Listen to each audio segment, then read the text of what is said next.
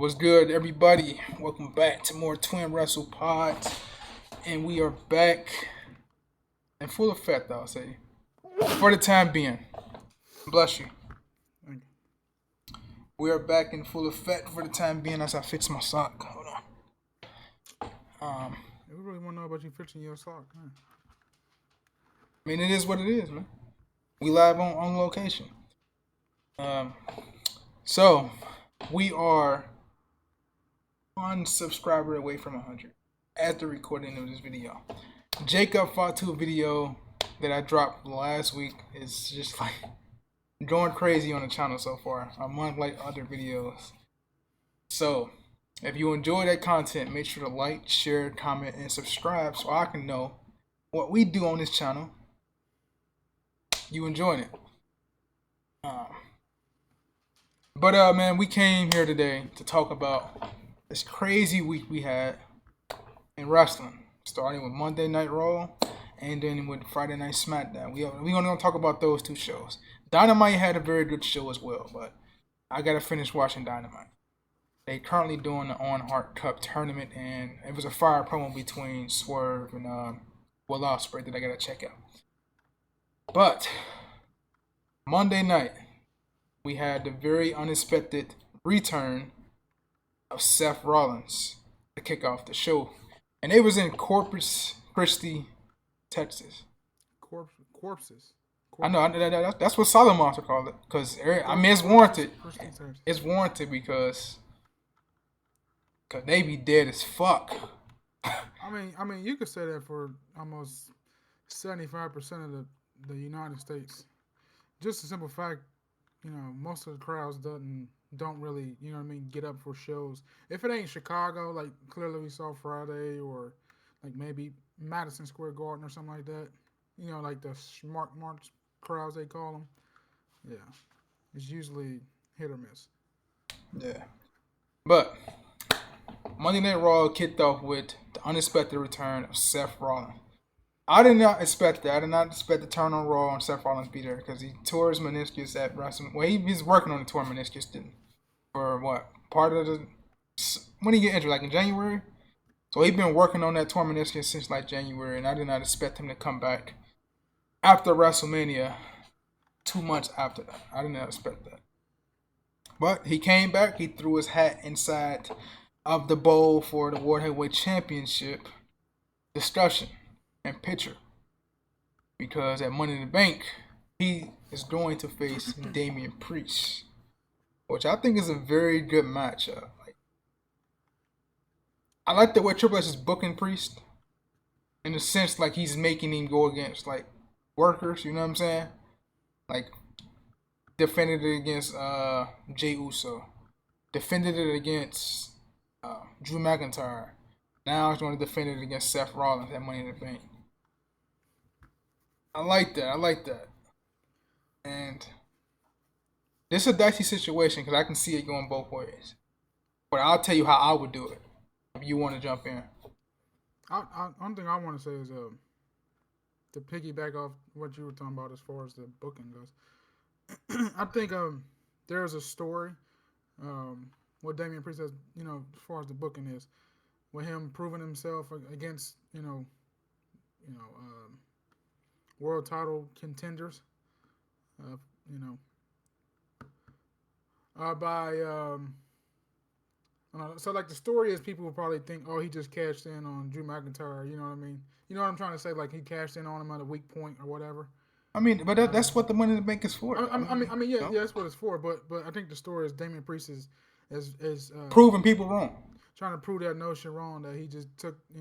Yes, he took advantage of Drew McIntyre at WrestleMania, as he should, right, what he should have done, and now he just performing at a decently good level. As the I wouldn't even say decent. I would say a very good level, personally. And as far as the match with him and Seth Rollins, I'm thinking, I don't know. I want to say Seth Rollins, but I also want to say maybe a no contest or something. I wouldn't say that, but go ahead. And then you get a 3-way at SummerSlam. I'm leaning. I mean, it just depends on what happens. If Finn Balor gets involved, or I mean, the Judgment Day gets involved and costs Damian Priest the world title against Seth Rollins, I can see that. And that way, Damian Priest isn't losing too clean, and you can get Seth Rollins versus Gunther, which we might end up getting because I mean, I don't know if we're going to do a triple threat match or a singles match for the world title, but we shall see. How I would do it is I will have Damian Priest win, but I will have him win with the help from the Judgment Day. But he don't know that the Judgment Day helped him. And then this gets Seth Rollins to come out the next night on Raw and say, "You didn't beat me clean. You had to have help from the Judgment Day to do so. So therefore, I am going to try to get a rematch, and hopefully you get to the triple threat because Gunther's already got a shot there."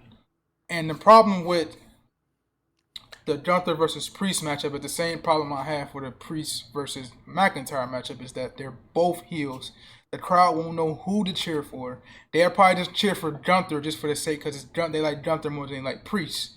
But if you throw Seth Rollins in there, you got that clear-cut babyface who's in there with those two heels, and that can serve as a way for Priest to lose a championship without having to be pinned, right?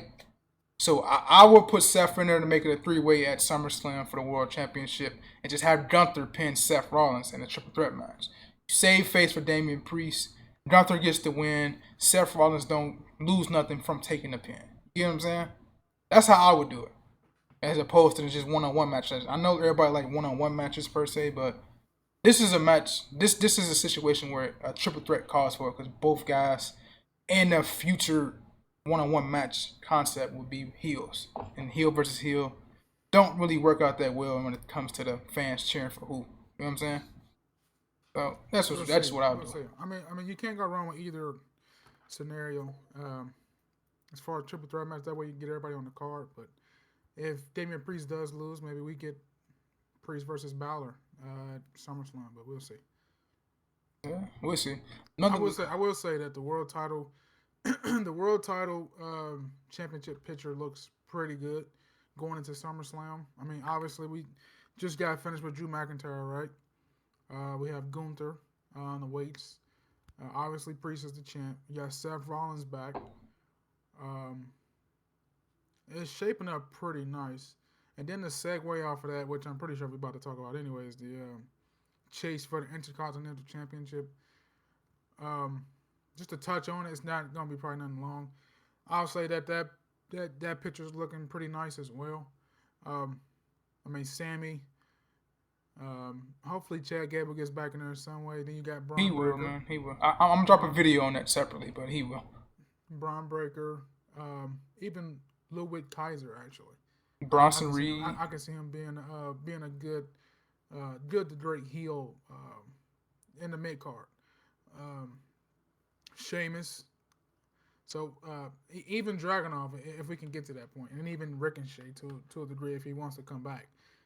I mean that stuff is shaping up pretty nice. I mean I'm liking the top side of Monday Night Raw and SmackDown. I mean I've been seeing a lot of discourse about the booking of both world champions since WrestleMania. I mean we all know coming out of WrestleMania season there's a high and then there's a low, and then when SummerSlam picks back up, you kind of ramp things up.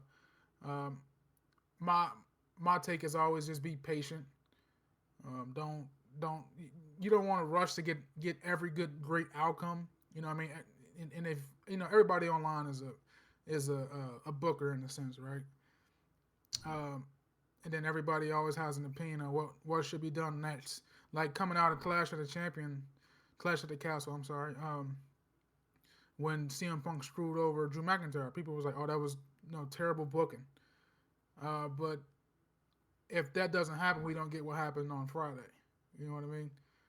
So I say that just to say, I think the booking has been pretty good from Triple H's end. I mean, look at what we got as far as both world title and mid title on Raw. You can't. I don't think it gets any better than that.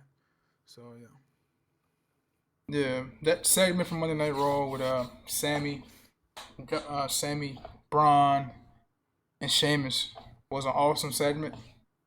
And I didn't think they was gonna usher Braun that quickly into this Intercontinental scene as quick as they did, but I'm glad they did, man. Braun has everything you want in a top guy. You got to look.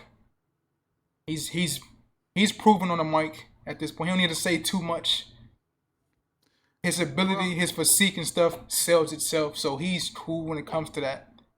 And just his moxie, the way he carries himself, man. He's a I, top guy so I far. think In the future, I he think will lead him the company. being a bad guy definitely is helping his promos because I mean I can him trying to be a baby face on the main roster cutting promos it might be a little iffy. I think this is the best way to start him out as a beat him up heel. So He don't need to I do think too it's much, helping. man. He don't got to go out there and sell you on the match.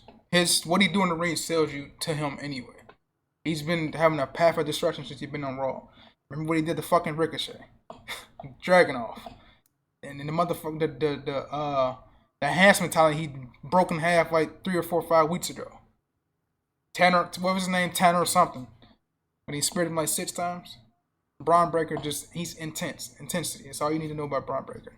And then we had him versus Sheamus, and then went to a no contest because Ludwig Kaiser he came out there. So Triple H is building Kaiser to his own, breaking him away from Gunther for a little bit. They still gonna be together, but I'm interested to see where they go with Kaiser. Will he be more of a singles wrestler now, or what? I'm interested. I'm interested. So the Intercontinental Championship scene definitely has its feel of competition for Sami Zayn to work with. And I'm throwing Chad Gable back in that hat, even though what happened to him at the end of the show.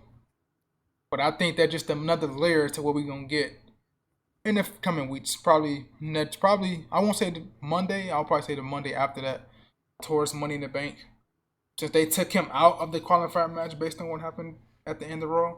So Chad Gable was still in that mix, and he will be Intercontinental Champion probably before SummerSlam or by SummerSlam. But yeah, the Intercontinental scene was that was pretty good, pretty cool. It's Money in the Bank qualifiers. Io Sky she defeated Zelina Vega and Kiana James. That was a no-brainer based on who the competitors were in that matchup.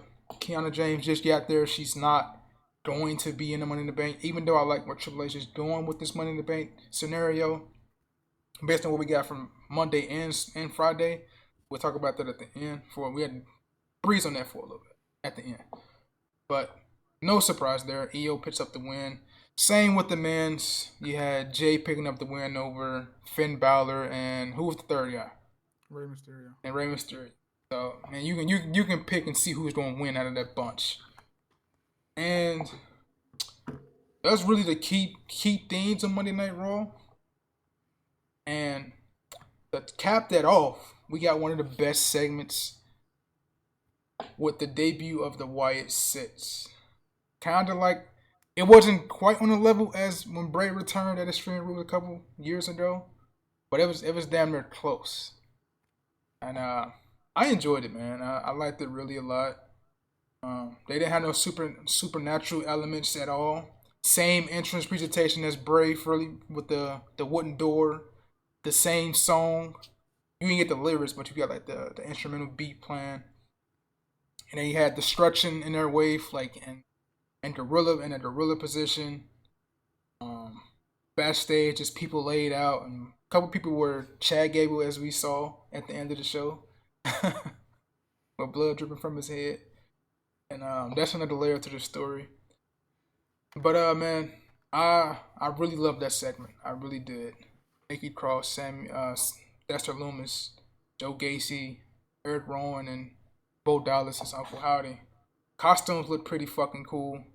They had what? Was it Rambling Rablet and Husky's Pig or whatever the fuck they call them? What was it them? Yeah. I enjoyed the segment, man. I really liked it a lot. What about you? I thought it was very well done. Let's just see where it goes from here because these type of characters are they're good like as far as like cinema. You know what I mean? Cinema, as far as cinema goes on WWE on TV, um, but in the ring, let's see what the stories are like because it's kind of hard to work on. You know what I mean? I mean even the Fiend to a degree. Um, it's kind of hard to come out good on the other side. It's either you burying the Fiend, or you come across as you know what I mean, like very scared, and then people got to try to take you serious again after that. So we'll see. I mean, but all in all, very well done. I think Bray would have probably been proud. Um, yeah, let's see where it goes from here. I hope they don't just stick to one show for now. I hope they do things on both shows, but we'll see. Yeah, I wouldn't mind that. To I wouldn't mind them to coming to both shows. continue. I would not mind that at all. Just to start out, just because it's something new. Because on SmackDown they were prepping for it. They had security, so let them like get it like this week could be like they got their pass. SmackDown they always got their pass. Let's see what happens next week going into Money in the Bank. What if they do something there? We don't know. We shall see. Yeah. Great way to end the show, man. Bray definitely would have been proud from that for sure. Um, it's all about the presentation and how you put the whole group to make money. It's gonna make money regardless, but to push it in the forefront of the casual fan, just about how you book it. And I think Triple H is the right guy to do it. So I'm interested to see where it goes. Hopefully they do some Monday night. Hopefully we'll see. But that was Monday Night Raw. We're gonna wrap up and we're gonna go transition to Friday Night SmackDown, where a lot of fucking things happened and I was excited for it. But first off, we were in Chicago, and you know what Chicago is. It is a pure wrestling town. So CM Punk kicked off the show. Did he give an update? Because I didn't really hear an update or not. No, he never gave an update. I mean, it kicked off. CM Punk obviously gonna get the hometown hero pop. Chicago just, I mean, not just a wrestling town. They're just very passionate about people from Chicago and teams from Chicago. So they're very passionate about it, which make them a great city to host wrestling events or sporting events. We've been there a couple times, couple different events, and I can speak to it for myself. It is definitely a sight to behold. So like I mean, if you're not from Chicago and WWE or AEW has an event there, and you lucky enough to be close, I tell everybody that I come in contact with, you'll have fun for sure. Because I mean, the atmosphere is it's like a big party. Everybody lets loose. So the crowd was hot, obviously for CM Punk. He kicked off the show with his promo. Didn't really get to go too much into depth. I mean, he mentioned some things about him becoming a WWE champion for the first time in 2010, I want to say,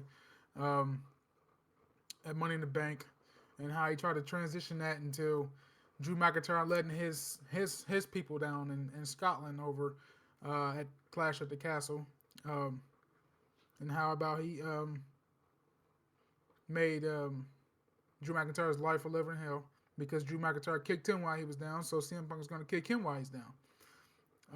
And then we got the infamous "My name is Paul Heyman" over the speakers, and Paul Heyman came out, interrupted CM Punk a bit. Paul Heyman got his just due from the Chicago faithful.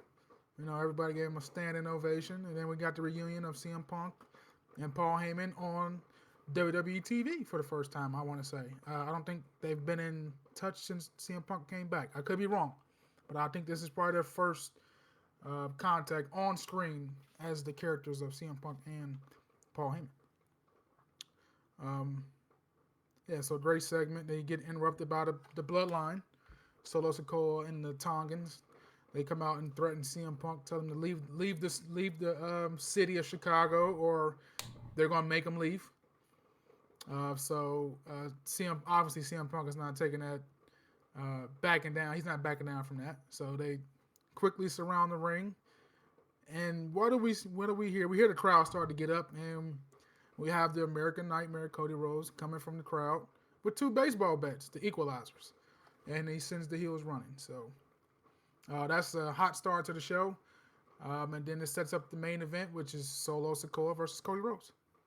I like that segment because the way Paul Heyman has been killing his dramatic character that he's been playing on screen since Roman has left. Like he ain't even disheveled. He's just emotional. He's stressed. You can look in his face, his mannerisms.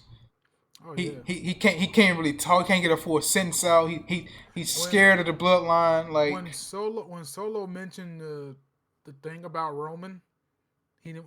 I mean, just you can see the dude's freaking tears. About to start bawling in his eyes before he went out to it's for the main event. I'm like, Jesus Christ. Paul Heyman just. He's cinema, like you're saying. Um, he's all. He carries the. He's been carrying the bloodline stuff ever since Roman's been gone, right? You would say. Um, but he can't come out every week and try to carry it. You know what I mean? At some point Solo's gotta and me personally, I think Solo's doing okay. It's just he doesn't scream top bad guy to me. You know what I mean? Um, just in my opinion. Whatever. He just doesn't scream that. Um, so yeah, to piggyback on what you're saying, yeah, Paul Heyman's just been carrying these bloodline segments. yeah, he's another thing in that segment. He told CM Punk to just leave, do him a favor and leave because he don't want Solo and the Tongas to come out there and hurt CM Punk. And then once they came out there, CM Punk asked favor. He asked Paul, since I'm doing you a favor, what's the favor I have to do? And he said, just take me with you. Like he wanted to leave the bloodline and be with CM Punk. That's how much this guy's being dramatic and his character is really leading this story since Roman has left. His character, like Paul Heyman is doing great character work when it comes to the new bloodline. Um, but he can't do it alone, man. So we're gonna see. We'll get to them the rest of the night. At the end of the night, we'll get to them.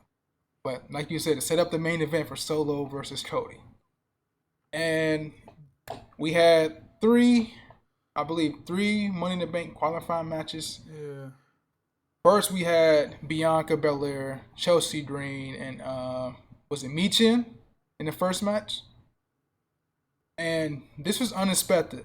I'm glad. I got the outcome that happened. I'm glad.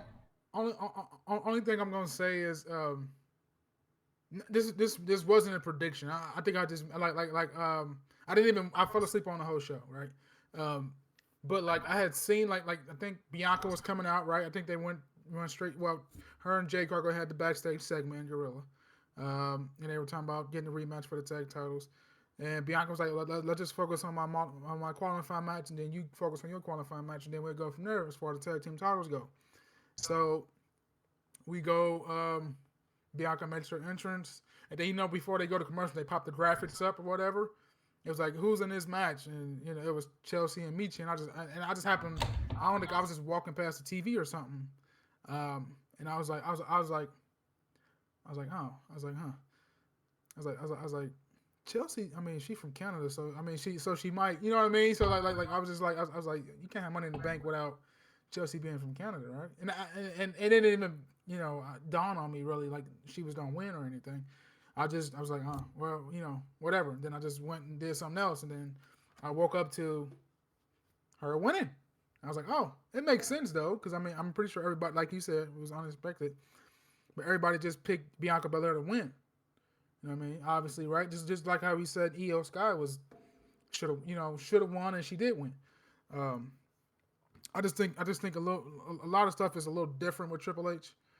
You know what I'm trying to say? Like even at the last pay per view, we had the tag team title change. I don't think it's like how Vince likes to book everybody to lose in a hometown or whatever. So I just say that to say this. I think that's my pick to win it all, the Money in the Bank, on at least on the women's side, is Chelsea Green, just based on the fact I think one, she's at home. If you think she was over in Chicago for SmackDown, she's probably gonna be way over in Canada, right? Just probably like Sami Zayn. Um, and two, I think her character will fit best with the Money in the Bank contract. Just think about it. I don't know who's been like that cowardly heel as Money in the Bank on the man side. It's been so many. It's been so many. I don't know, but that's what usually makes good Money in the Bank characters. I remember Solon Monster once said Kevin Owens would make a good Money in the Bank just because just how entertaining he is as a babyface or a heel. And I agree. I think Chelsea Green could be that same way as far as the woman goes. So we'll see. But to pick it, that's just my little little tidbit in there. All right, well, Chelsea Green won, and the pop she got in Chicago was massive. So Chelsea Green is in the Money in the Bank with Io Sky. Next Money in the Bank matchup we had Andrade taking on, I don't remember, was it LA Knight and Santos Escobar, I believe? No, that's next week. Andrade, Grayson Waller, and Kevin Owens. Oh. What? Wait a minute. Oh, that's next week. Okay. Yeah, Andrade, Kevin Owens, and yeah, Grayson Waller. Grayson Waller. So process of elimination, you knew Andrade was going to win. It was before them. It was Orton, Tama Tonga, and Carmelo Hayes. Yeah, I know the third one. Yeah, I know that one, but I was just trying to make sure I got these people right. I'm talking about as order. That's what I'm talking about. Like, well, process of elimination, you knew that Kevin Owens wasn't going to win it because he's in an impending storyline with the Bloodline, so that etches him out. Grayson Waller is not going to win it because he's a tag team champion currently, and he's in a storyline with DIY and Austin Theory, so etches him out. Only person that has no story, has no direction so far is Andrade. So Andrade is added to the Money in the Bank ladder match with Jey Uso at the moment, and then we get the third person at the end of the night. I don't think it was like a slam dunk, like as far as like how you pinning it out, like Kevin Owens was because he dealing with this, and then you said Grayson Waller. Like I don't think it was. I think it could have been either or. It could have been probably not Kevin Owens. I mean, you could have seen Grayson Waller winning it just to further his story with Austin Theory too. I mean, it was probably like a 50-50 shot. I mean, I guess, but you don't want one half of the tag team champs in there when they already in the storyline to defend the tag team champ against another tag team, and they can just do that Money in the Bank. They don't mean they gonna defend them at Money in the Bank. That's what I'm saying. I mean that could have been a way to further the gap between Grayson and Austin Theory. That's what I'm saying, because it could have been like, oh, Grayson doing better. I'm doing better on my own kind of thing. Why do I need a tag team? I mean, because he's already making little comments like that. The Grayson Waller effect, and just he could have piggyback off that. So I mean, it could have went either way. I'm just saying.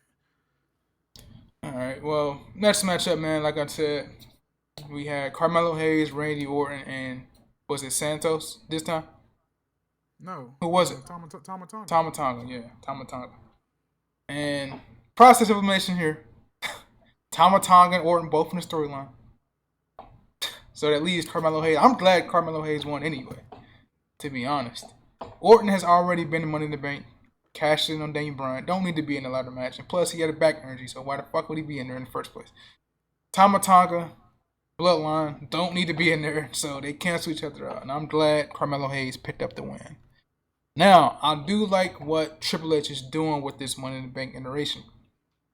He's getting all, I ain't gonna say brand new faces, but brand new to like mid to top level WWE superstar scene.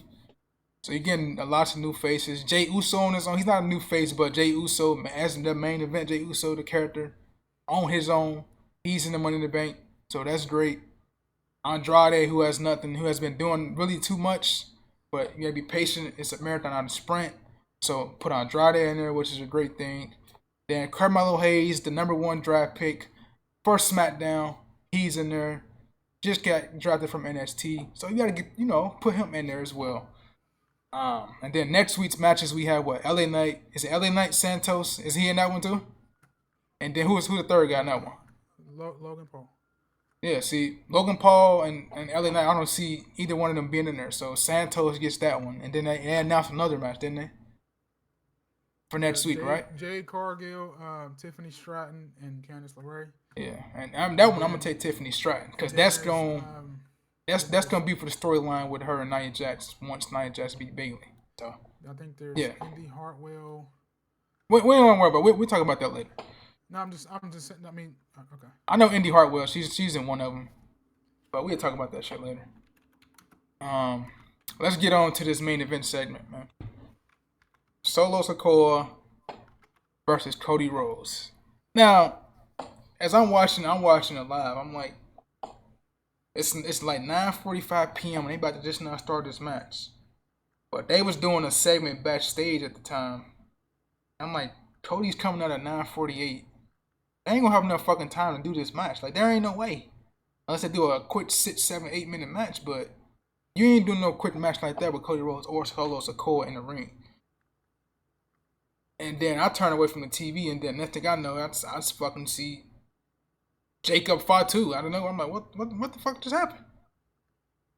And then Jacob Fatu super kick Orton, take Kevin Owens outside the ring, some more drop him on the steel steps. I'm just like, I'm hyped because that's my boy. First time seeing Jacob Fatu on WWE on main live television. Like, just, I'm mind blown right now. I'm just in awe looking at my guy. Like, damn, he finally made it, man. Finally made it. Salute to him. I got to do a hello one time for my guy. But, yeah, man. That segment was fire, bro. That fucking segment was fire. He jumped off the fucking turnbuckles, put Cody Rhodes through the announce table. Like, I'm just happy my dude in there, man. That's just, they got me over the moon for that, man.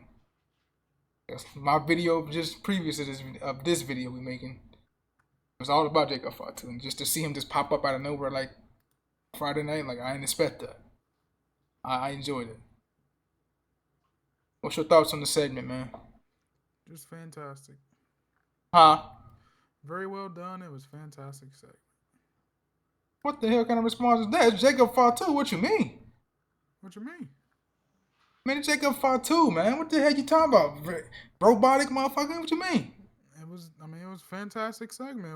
It was very well done. He looked like a savage out there. Let's see what else they do. Let's see where it goes. Man, he dog walked their ass, man. What you mean?